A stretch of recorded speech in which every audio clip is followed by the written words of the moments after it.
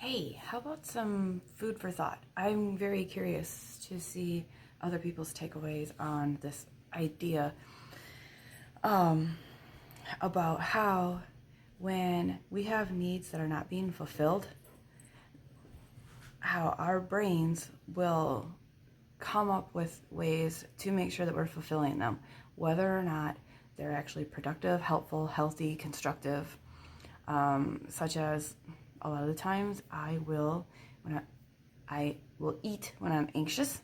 I will overeat. I will eat all the bad things to seek some sort of certainty and comfort.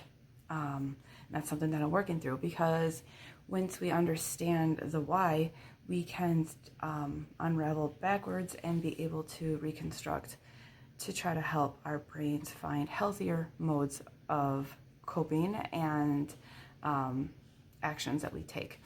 I in fact did that when I quit smoking. I sat down and I just kept, there's this method called like the 5 whys, and you ask why there is something, and then you ask why again, why for each answer, because the first few answers are really more surface level, and so you might feel like a little kid that constantly asks why, but it's really important because you get down to the key reason. And I ended up doing this whole mind mapping of myself and found that the reason I was smoking really was so ridiculous. When I finally was able to actually see it, it just blew me away. And I had never seen it before. It was always there, but I hadn't seen it. And so we not always feeling fulfilled somewhere in life. So we're going to seek it elsewhere, whether it be in inappropriate spending, how we eat, the relationships that we seek out or we continue to go back to. There's just so many different things. Our behaviors will show that. And when we fear change, we tend to self-sabotage. Our brains don't like to see that change. And it's this cycle. So we have a lack of fulfillment, and then we do things that don't actually help us, and in fact can add on to that lack of fulfillment. But our brain is telling us that this is the thing to do because it's the easy route. Typically it's the low road, and we self-sabotage. We feel more unfulfilled, and we just keep going and going round and round on this hamster wheel of WTF, and we can't figure out why the hell we're where we are, and we don't seem to be ever able to get out of it. In fact, it feels like this is just my reality. And so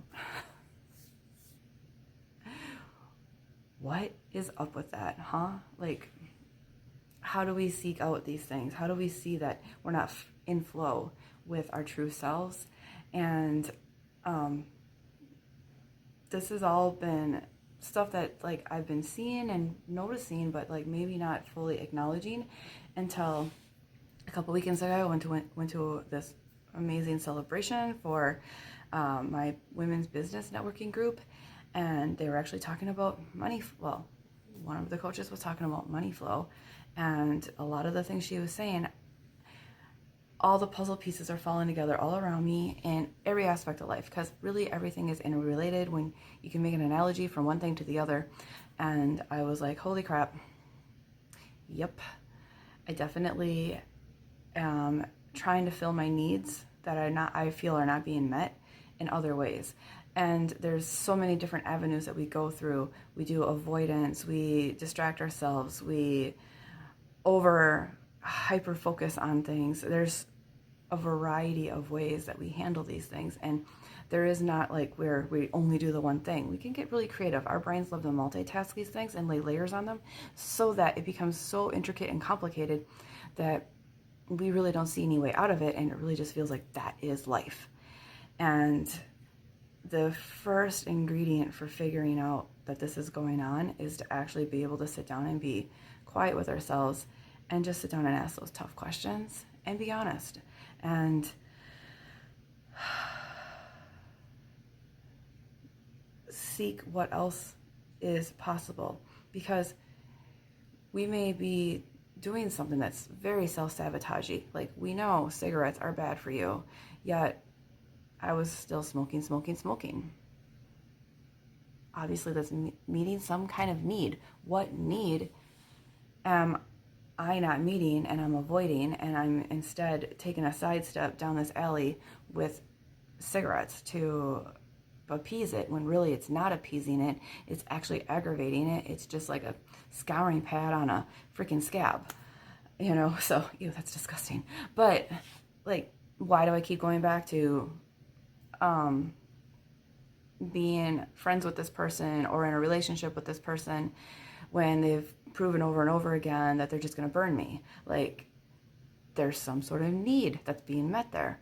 So what is it? And that is the beauty of life coaching, because a lot of the times the answers are there, but our brains are making sure that we're not looking at that. It's got all the smoke and mirrors out, and it's saying, look at this, look at this, look at this, do this, to keep us right where we are, nice and safe. And that is all. Got to go. Thanks for listening.